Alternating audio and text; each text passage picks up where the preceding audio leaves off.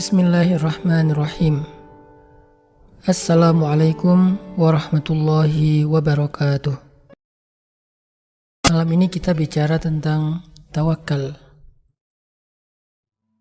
Ngomongin masalah tawakal ini sebetulnya dalam Islam adalah pembicaraan yang sangat-sangat besar. Pembicaraan tentang hakikat iman. Karena nggak akan disebut seseorang itu beriman kalau dia belum mau menyerahkan hidupnya kepada Allah Subhanahu wa Ta'ala. Seseorang gak bisa disebut dia beriman walaupun dia mengatakan Asyhadu an la ilaha illallah wa asyhadu anna Muhammadar Rasulullah sebelum hatinya berserah kepada Allah Subhanahu wa Ta'ala. Makanya ngomongin tentang masalah tawakal itu sebetulnya ngomongin tentang hakikat iman. Dan kita bisa mengukur keimanan kita masing-masing dengan mengukur seberapa besar dan seberapa kuatnya tawakal kita kepada Allah Subhanahu wa Ta'ala. Coba kita renungkan beberapa tulisan para ulama tentang masalah tawakal agar kita bisa belajar memaksimalkan dan mengutuhkan tawakal kita kepada Allah Subhanahu wa Ta'ala. Para ulama mengatakan tawakal itu diambil dari kata wukul yang artinya mempercayakan atau menyerahkan. Seperti kalimat wakkaltu amri ila fulan, saya mempercayakan urusan saya kepada fulan. Sama dengan kata wakil, artinya orang yang dipercaya.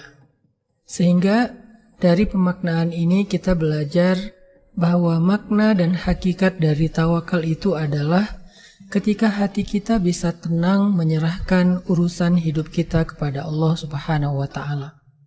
Ketika kita benar-benar bisa meyakini bahwa gak ada yang bisa ngasih kita sesuatu, menghalangi kita dari sesuatu kecuali Allah Subhanahu wa Ta'ala.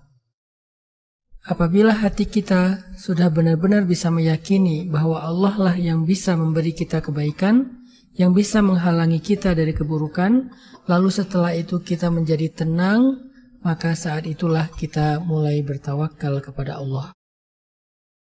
Namun ketika seseorang mengatakan saya telah bertawakal kepada Allah, saya sudah serahkan hasil ini kepada Allah, sedangkan hatinya belum merasa tenang, maka dia belum benar-benar bertawakal.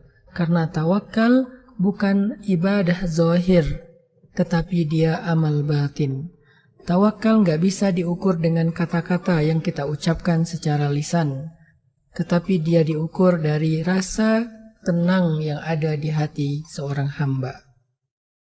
Makanya salah satu pendidikan penting yang diajarkan Nabi kepada keluarga beliau itu adalah belajar tawakal kepada Allah.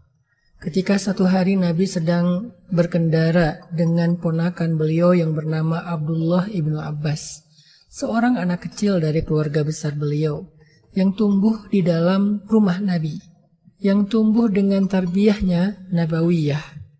Nabi mengajarkan kepada Abdullah ibnu Abbas sejak kecil apa arti tawakal. Ketika Nabi bersabda kepada Abdullah, "Ya gulam, wahai anak kecil, ihfazillah yahfazka." Jagalah Allah, Allah akan menjagamu. Ihfazillah tajidhu tujahak. Jagalah Allah, maka engkau akan mendapati Allah selalu menyertaimu. Wa'lam anna an-nas law ijtama'u ala ay yadurruk la yadurruka illa bima kataballahu 'alaik. Wa anna an-nas law ijtama'u ala ay yanfa'uk la yanfa'uka illa bima kataballahu lak. Ketahuilah bahwa sesungguhnya jika manusia semuanya berkumpul untuk mencelakai kamu, maka mereka tidak akan dapat mencelakai kamu kecuali dengan ketentuan Allah terhadap dirimu. Dan pahamilah bahwa seandainya manusia berkumpul untuk menolong kamu, maka mereka pun tidak dapat menolong kamu kecuali dengan ketentuan Allah yang berlaku untukmu. Sesungguhnya pena untuk menulis takdir itu telah diangkat, dan lembaran-lembaran takdir itu telah mengering. Inilah nasihat yang disampaikan Nabi kepada seorang anak kecil dari keluarga beliau yang bernama Abdullah ibnu Abbas, yang isinya adalah pendidikan tentang tawakal kepada Allah. Di sini kita jadi faham ternyata tawakal ini bukan sekedar materi untuk orang dewasa, bukan materi yang berat, tetapi dia materi pokok dalam agama, materi inti dari keimanan, dan harus kita ajarkan secara bertahap kepada anak-anak kita sejak mereka masih kecil. Sehingga ketika hati seseorang telah faham arti berserah kepada Allah, maka dia akan bisa hidup dengan kehidupan yang bahagia dan baik. Teman-teman yang disayang oleh Allah Subhanahu wa Ta'ala, terus kira-kira apa aja kebaikan yang Allah sediakan kepada hamba-hambanya yang mampu bertawakal? Karena hanya orang yang bisa bertawakal inilah orang yang sangat istimewa di sisi Allah Subhanahu wa Ta'ala. Yang pertama, kata para ulama, tawakal itu adalah pembuka pintu-pintu rezeki. Sebagaimana firman Allah Subhanahu wa Ta'ala di dalam surat At-Talaq, "Wa may yatawakkal 'ala Allah fahuwa hasbuh." Siapa yang bertawakal kepada Allah, maka Allah akan cukupkan segala kebutuhannya. Dan Nabi SAW juga bersabda, "Lau annakum tatawakkaluna 'ala Allahi haqqa tawakkulih, la razaqakum kama yarzuqut tayr, taghdu khimasan wa taruhu bitana." Seandainya kalian bertawakal kepada Allah dengan sungguh-sungguh, maka Allah akan memberikan kepada kalian rezeki sebagaimana Allah berikan kepada burung. Dia pergi di waktu pagi dalam keadaan perutnya kosong dan kembali di waktu sore dalam keadaan kenyang. Inilah janji Allah kepada hamba yang bertawakal kepadanya. Tidak akan kecewa orang yang menyerahkan urusan hidupnya kepada Allah, karena Allah menjamin fahuwa hasbuh, Allah sendiri yang akan mencukupkan segala keperluan hidupnya.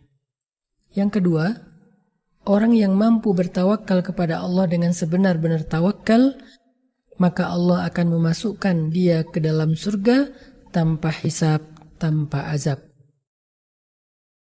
Nabi SAW pernah bersabda, "Yadkhulul jannata min ummati 70,000 bighairi hisab." Ada 70.000 orang dari umatku yang akan masuk surga tanpa hisab. Lalu para sahabat bertanya, "Man hum ya Rasulullah?" Siapa mereka ya Rasulullah? Nabi menjawab, "Humul ladzina la yastarqun wa la yatatayyarun wa ala rabbihim yatawakkalun."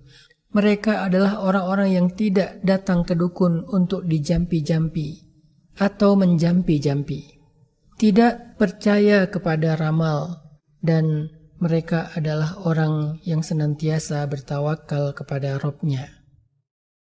Ternyata orang yang mampu bertawakal kepada Allah sepanjang hidupnya, Allah janjikan dia akan masuk surga tanpa hisab, tanpa azab. Yang terakhir, teman-teman yang dirahmati Allah Subhanahu wa Ta'ala, ada satu pertanyaan yang sering sekali muncul ketika kita membahas tentang tawakal. Banyak orang yang bertanya, apakah tawakal itu berarti kita tidak perlu berikhtiar?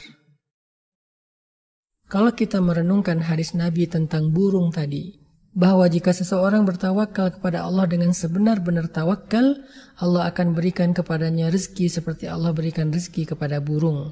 Dia pergi di waktu pagi dalam keadaan lambungnya kosong dan kembali di waktu sore dalam keadaan lambungnya terisi. Apa maksud dari hadis ini? Ternyata Nabi ingin menggambarkan kepada kita tentang makna tawakal yang utuh. Tawakal bukan hanya ketika hati kita berserah kepada Allah, tetapi juga menurut hadis ini ada ikhtiar, seperti seekor burung yang berikhtiar dengan cara keluar dari sarangnya, terbang di waktu pagi dan kembali di waktu petang. Itu adalah ikhtiar.